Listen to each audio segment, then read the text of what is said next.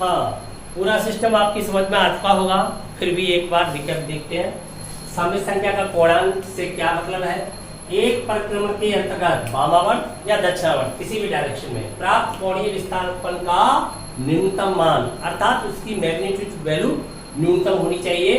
क्या कहलाता है? सममित संख्या का कोणांक कहलाता है। इसे आर्गुमेंट ऑफ जेड या amplitude of Z, ARG of Z या AMP ऑफ जेड द्वारा डिनोट करते हैं। इसकी जो परिसीमा है वो -पाई से पाई में, अर्थात argument of Z belongs to open interval -pi to close interval pi. Pi यहाँ पर सबमिट है, -पाई यहाँ सबमिट नहीं है। सममित संख्या Z equal a plus iota B, जिसका कार्तीय रूप इस प्रकार से होता है।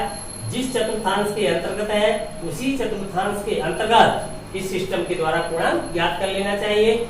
हम क्या फाइंड कर लेंगे? सबसे पहले अल्फा। अल्फा क्या होता है? tan इनवर्स मापांक b/a। ए हमेशा एक न्यून कोण होगा, फिर आप पता लगा ही लोगे चिन्हों के आधार पर। जिस चतुर्थांश के अंतर्गत आपकी संख्या आ रही है वहां से पूर्णांक फाइंड कर लें। ठीक है, ये तो आपका पूर्णांक फाइंड हो गया। अब सममित संख्या का पोलर फॉर्म है, वो क्या होता है? z equal r cos theta plus iota sin theta. यहाँ पर r इसका मापांक है, जो आप जानते हो, फाइंड कर लेंगे।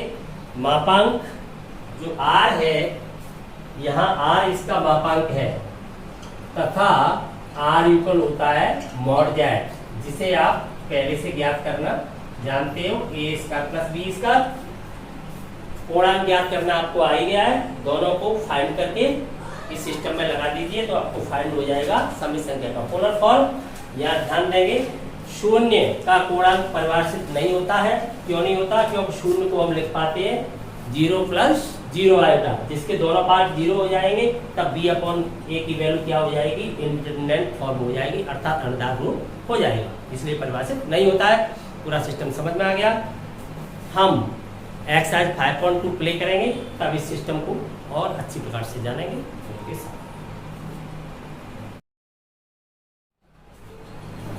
पहला क्वेश्चन है 5.2 से, सममित संख्या -1 माइनस आयोटा √3।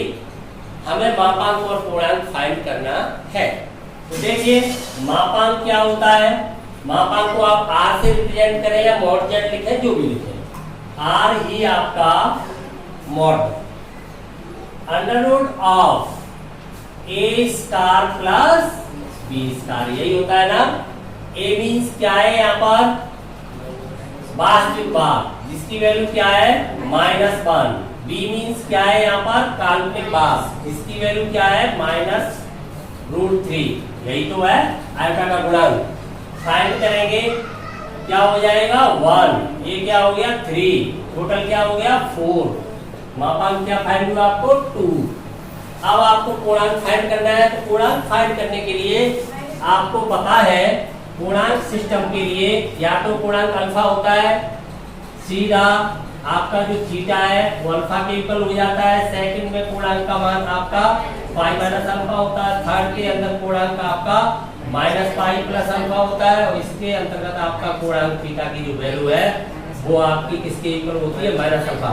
आप सीधा समझ रहे, मैंने एक ही बात आपको बता दी, इधर से उधर चिन्ह बदल रहे हैं। अगर आपको फर्स्ट का है, फोर्थ का बनाना है, चिन्ह बदल दो। इसका चिन्ह बदल दो, बन जाएगा। इसका चिन्ह बदल दो, ये बन जाएगा। इसका चिन्ह बदल दो, ये बन जाएगा। इसका साइन बदल दो तो ये बन जाएगा। क्लियर? तो आप ऊपर वाले दो ध्यान में रखें, चिन्ह बदल के नीचे आ जाएगा। समझ में आ गया? तो ये सिस्टम है आपका। तो आपको क्या फाइंड करना होता है? अल्फा। यहाँ अल्फा की वैल्यू है, वो आपको क्या फाइंड हुई थी? Mod b/a। यही तो है। तो अल्फा फाइंड करें सीधा पहले पूर्णांक ज्ञात करने के लिए। उन्हें हम फाइंड करेंगे अल्फा। अल्फा तो हमें फाइंड करना ही करना है। तो अल्फा के लिए क्या होगा? tan इनवर्स b मींस, लगाइए b की वैल्यू जो है, माइनस a मींस -1। आपका माइनस का यहाँ कोई रोल नहीं रहेगा, क्योंकि मॉड डला हुआ है। आप माइनस लगाए तो भला, नहीं लगाए तो भला। तो क्या फाइंड होगा? tan इनवर्स √3 रह गया। इसकी वैल्यू है रेडियन में, बताइए, π/3 60 डिग्री। tan 60 डिग्री की वैल्यू होती है √3। तो यहाँ पर वैल्यू से एंगल फाइंड होगा। इनवर्स फंक्शन है, प्रतिलोम फलन, व्युत्क्रम फलन कहते हैं। क्लियर? अब आपके पास अल्फा आ गया है, तो ये देखिए किस चतुर्थांश के अंतर्गत है आपकी सम्मिश्र संख्या, उसी चतुर्थांश के अनुसार आप थीटा का निर्धारण करोगे। तो पता लगाएं, चूंकि जेड त्रिमितीय रूप में लिख दूं -1 माइनस √3, यही तो गया इसका ऑर्डर पेयर रूप जो त्रिमितीय रूप है। बताइए किस चतुर्थांश में है?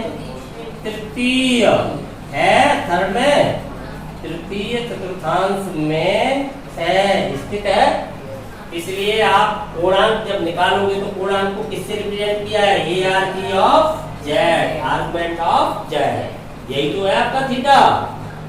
तो ये क्या हो जाएगा? देखो थर्ड वाला क्या है? -Pi plus alpha. आप अपने अल्फा में से पाई सब्ट्रैक्ट कर दो या -पाई ऐड कर दो, बात तो एक ही है। तो आपका पूर्णांक फाइंड होगा -पाई प्लस पाई/3। ये वाला फॉर्मूला आपने यूज कर दिया। अब देखो क्या आ जाएगा आपका, माइनस का 2पाई/3, माइनस का कितने डिग्री हो गया? 1 से 20 डिग्री। थर्ड क्वाड्रेंट में कंफर्म? कोई शक? Question number second, Z equal -√3 plus iota. यहाँ पर देखिए वास्तविक भाग का मान क्या है? -√3। काल्पनिक भाग का मान क्या है? 1। आयोटा का गुणांक, कोएफिशिएंट ऑफ आयोटा, वही तो होता है वास्तविक भाग A, काल्पनिक भाग B होता है। तब क्या फाइंड करना है आपको? मापांक मॉड जेड कहे या आर कहे? मॉड जेड क्या होना चाहिए? √A² plus B², √of √-3² plus 1² plus ही हो जाएगा वो तो ये हो जाएगा 3 + 1, तो क्या फाइंड हुआ? 2। क्लियर? अब क्या फाइंड करना है आपको? पूर्णांक। तो सबसे पहले क्या फाइंड करते हैं? अल्फा। उन्हें देखिए अल्फा फाइंड करोगे आप tan inverse mod B/A। tan inverse of B means क्या है यहाँ पर? B means 1, A means -√3। तो अल्फा की वैल्यू क्या आ जाती है? tan इनवर्स पॉजिटिव हो जाएगा वो तो, और ये वैल्यू आपकी होती है पाई/6, 30 डिग्री। क्लियर? हमें फाइंड करना है पूर्णांक। तो पूर्णांक क्या होता है आपका? आपको पता है फर्स्ट क्वाड्रेंट के अंदर अल्फा ही आपका पूर्णांक बन जाता है। इसके अंतर्गत आपका पाई माइनस अल्फा, अगर इसके अंतर्गत पूर्णांक फाइंड करोगे तो -पाई प्लस अल्फा, यहाँ पर हो जाता है पूर्णांक क्या हो जाता है? Minus alpha. सीधा ध्यान रखें, इन दो को चिन्ह के नीचे। तब थीटा को पूर्णांक माना है, क्या माना है? अपने आर्गुमेंट ऑफ जेड। कौन सा क्वाड्रेंट है निर्धारित करें, यहीं से सीधा देख ले। इसको त्रिमितीय रूप में रखें या वैसे ही देख ले, वैसे भी तो देख सकते हो। माइनस प्लस किस क्वाड्रेंट में आ गए हम? सेकंड के अंतर्गत। सेकंड के अंतर्गत आ गए ना। चिन्ह माइनस प्लस कहाँ पे होते हैं? या तो होता है प्लस प्लस, इसमें होता है माइनस प्लस। क्लियर? तो सेकंड में आ गए, तो सेकंड वाला फॉर्मूला यूज करें। सेकंड वाला क्या है? Pi minus alpha. कारण क्योंकि जेड कौन से चतुर्थांश में है? द्वितीय, सेकंड में द्वितीय चतुर्थांश में। क्लियर? तो आपका जो पूर्णांक है वो क्या फाइंड हो जाता है? Argument of Z equal alpha की वैल्यू लगाएं यहाँ पर। अल्फा की वैल्यू है आपकी पाई/6, तब ये फाइंड हो जाता है आपका सीधा 5पाई/6। क्लियर? आर्गुमेंट जो भी पूर्णांक है। Question number 3, Z equal 1 - iota, polar form में रिप्रेजेंट करना है। तो ध्रुवीय रूप आपको पता है क्या होता है? आर फाइंड करना है और हमें क्या फाइंड करना है? पूर्णांक। दोनों को फाइंड करना है। तो मापांक आर इक्वल क्या होता है? √A² plus B², √of 1² plus -1 का स्क्वायर। A की वैल्यू 1, B की वैल्यू -1, क्या रहेगी? √2 अब आपको क्या फाइंड करना है, कोणांक। तो कोणांक का फॉर्मूला आपको पता है, यहाँ पर आपका पूर्णांक अल्फा आता है, यहाँ पर आपका पाई माइनस अल्फा हो जाता है, ये माइनस पाई प्लस अल्फा हो जाता है, यहाँ पर आपका माइनस अल्फा हो जाता है। यही तो हो जाएगा, यही तो है पूर्णांक। तो ठीक है, तो देखिए कौन से चतुर्थांश में है, क्योंकि 1 माइनस 1 यही तो प्राप्त हो रहा है कितनी गुरु। कौन से में आ गए आप, चौथे में, चतुर्थांश में स्थित है, इसलिए कोणांक आर्गुमेंट ऑफ जेड, जिसे आपने क्या मान रखा है, थीटा, क्या होना चाहिए बताओ। चौथे में माइनस अल्फा होता है, और अल्फा की वैल्यू आपको पता ही है क्या होती है, क्योंकि आपको पता है alpha equal tan inverse of mod B upon A. Alpha यहाँ से फाइंड करें तो अल्फा आपका आ जाएगा, alpha equal tan inverse b means -1, a means 1, 5/4 आएगा तो 1 हो गया सीधा, 5/4। तो आपका कोणांक क्या आ गया, -5/4। अब ध्रुवीय रूप में लिखना है। ध्रुवीय रूप क्या होता है जानते हो, क्योंकि ध्रुवीय रूप जो होता है आपका, ये होता है Z equal r cos theta plus iota sine theta, जहां r मापांक है, थीटा कोणांक। तो लगाइए इसमें मान, तब ध्रुवीय रूप आपका क्या हो जाएगा, जेड यूकल r की वैल्यू आपकी आ रही है √2 cos ऑफ, कैसा आ रहा है, नेगेटिव, फोर्थ क्वाड्रेंट में नेगेटिव आएगा, तो आप लगाए यहाँ पर -π/4 प्लस आयोटा साइन -π/4। ये फाइंड हो गया ध्रुवीय रूप। यदि आप उन्हें वापस इसे सॉल्व कर दोगे, वापस इसको सॉल्व कर दोगे तो आपको यही प्राप्त हो जाएगी। ये कौन सा रूप है, मानक रूप। इसे आपने कन्वर्ट कर दिया है ध्रुवीय रूप में, क्लियर। ध्रुवीय रूप, मानक रूप, और एक रूप कौन सा है, कृत्रिम रूप। समझ में आ गए।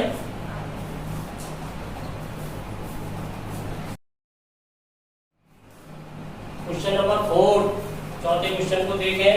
मापांक फाइंड करें तो क्या फाइंड हो जाएगा, अंडर रूट आपको पता है 1 का वर्ग करोगे 1 ही आएगा, वो तो माइनस 1 का करोगे तब भी वही आएगा, बात एक ही है, क्लियर। आप यहाँ पर सीधा पूर्णांक फाइंड करोगे तो थीटा इक्वल क्वाड्रेंट देख लें कौन सा आ रहा है, क्वाड्रेंट आपका सेकंड है, तो क्या होना चाहिए, पाई माइनस अल्फा होना चाहिए, जहां अल्फा की वैल्यू क्या होती है, tan inverse mod b upon a, 1 upon -1, π/4 ही आएगा, 1 हो गया, क्लियर। तब थीटा इक्वल क्या आ जाएगा, कोणांक आपका देखिए पाई माइनस π/4 यानी 3π/4। अब लिखिए ध्रुवीय रूप। ध्रुवीय रूप क्या होता है, आपका जो पोलर फॉर्म में ये होता है Z equal r cos theta plus iota sine theta, यही होता है। देखिए जेड इक्वल फाइंड हो जाएगा, r की वैल्यू है √2 cos ऑफ थीटा की वैल्यू 3π/4, 1 से 35 डिग्री हो गया, प्लस आयोटा साइन ऑफ 3π/4। आपको ये पता है सेकंड क्वाड्रेंट में एंगल तो पॉजिटिव रहेगा, उसकी वैल्यू ही तो नेगेटिव है। फर्स्ट और सेकंड के एंगल तो पॉजिटिव आते हैं, केवल फोर्थ और कौन सा, थर्ड, तब एंगल नेगेटिव होता है। कल पर कोई सा शेष क्वेश्चनों को नेक्स्ट क्लास में कराएंगे।